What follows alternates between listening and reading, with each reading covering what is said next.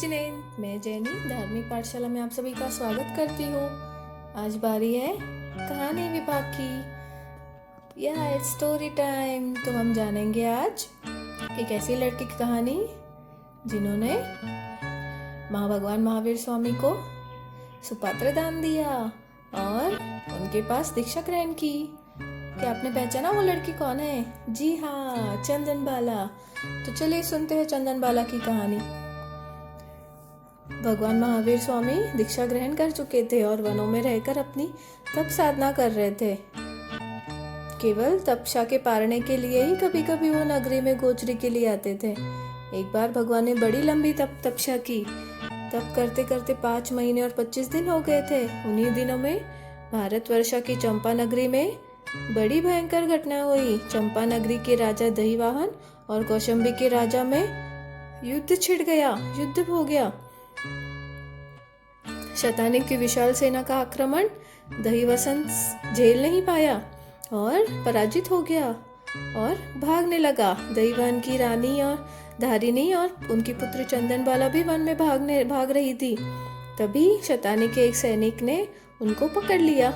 सैनिक धारिणी और चंदन बाला को रथ में बिठाकर जब कौशंबी ले जा रहा था, तब वह मार्ग में धारिणी रानी के रूप को देखकर मोहित हो गया और कहने लगा, तुम मेरे साथ रहना, मैं तुम्हें अपनी पत्नी बनाकर रखूंगा, तुम्हें किसी प्रकार की तकलीफ नहीं होने दूंगा। धारिणी ने यह सुना तो वो घबरा गई। रानी ने देखा कि सैनिक छेड़छाड़ करने पर उतारू है। रानी ने अपने सतीत्व की रक्षा के लिए जीप खींचकर आत्महत्या कर ली। सैनिक ने रानी के मृत शरीर को वही जंगल में डाल दिया और चंदन बाला भी अपने सतीत्व पर दृढ़ थी। दुष्ट सैनिक जब इस ओर से निराश हो गया तो बाजार में उसे बेचने ले गया। उस युग में पशुओं के समान स्त्री और पुरुष भी बाजार में बेचे जाते थे। इस नीच प्रथा को भगवान महावीर ने केवल ज्ञान होने के बाद बड़ा जबरदस्त विरोध किया था। जब वह सैनिक चंदन बाला को बाजार में बेच रहा था, तब कौशंबी के नगर सेठ जैन धर्मानुयायी थे।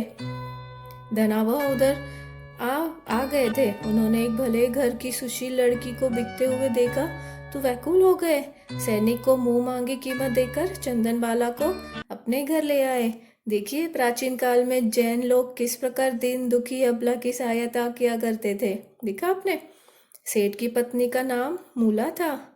धनावह सेठ, वह बड़ी निर्दय स्वभाव की थी। चंदन बाला के रूप को देखकर हैरान हो गई। उसने सोचा कि हो न हो सेठ अपनी पत्नी बनाने के लिए ही उसे लाए हैं। मनुष्य का मन बड़ा चंचल होता है, जरूर दाल में कुछ काला है, ऐसा धनावह सेठ की पत्नी सोचने लगी। एक समय की बात है, सेठ जी 3-4 दिन के लिए गांव गए थे। पीछे से मूला ने चंदन बाला के पैरों में बेड़ी डालकर उसे तलघर में बंद कर दिया और खुद अपने पियर चली गई। चंदन बाला 3 दिन तक भूखी प्यासी तलघर में बंदी थी। वह इस दुख में भी भगवान का ध्यान कर रही थी। मूला पर थोड़ा सा भी रोष नहीं किया कि वो मुझे बंद करके चली गई, मुझे खाना पीना नहीं है। तो हमें भी किसी पर राग द्वेष नहीं करना चाहिए। यह सब मेरे पिछले बांधे हुए कर्मों का फल ही है, यह वह सोचने लगी। चौथे दिन सेठ जी गांव से वापस घर लौटे और चंदन बाला की यह दशा देखकर उनको बड़ा ही दुख हुआ। सेठ जी ने बड़े प्रेम से उसे चौखट से बाहर निकाला। वह तहखाने की चौखट पर आकर बैठ गई। 3 दिन तक तप ही था, अतः भूख से व्याकुल थी। सेठ जी ने इधर उधर बहुत देखा। जब कुछ भी खाने के लिए ना मिला तो पशुओं के लिए पकाए हुए उड़द के बाकुले ही बांस के छाछ में डालकर दे दिए और खुद बेड़ी तुड़वाने के लिए लुहार को बुलाने चले गए।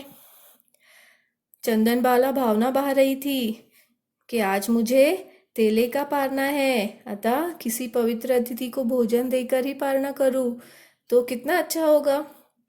यह वह सोच रही थी कि इतने में भगवान महावीर स्वामी पधारे। चंदन बाला को बहुत आनंद हुआ।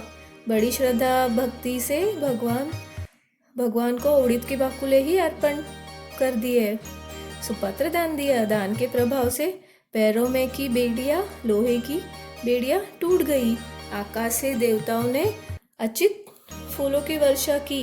कौशंबी नगरी में घर घर चंदनबाला के गुण गाए जाने लगे।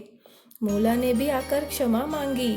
आखिर प्रेम ने घृणा और द्वेष को मिटा दिया, उस पर विजय प्राप्त कर लिया। भगवान महावीर को जब केवल ज्ञान हुआ तब चंदनबाला ने भी प्रभु के पास दीक्षा ग्रहण की। वह 36,000 आर्याओं में सबसे बड़ी प्रमुख साध्वी बनी। लंबी साधना के बाद आर्या चंदनबाला को भी केवल ज्ञान प्राप्त हुआ और वह मोक्ष में जाकर अजर अमर हो गई। देखा बच्चों, चंदनबाला ने भी कितने कष्ट सहन किए, फिर भी किसी पर राग द्वेष नहीं किया और अतः मोक्ष को प्राप्त हो गई। आज के लिए बस इतना ही। अगली पाठशाला में और एक नई कहानी के साथ मिलेंगे। तब तक धर्म से जुड़े रहे।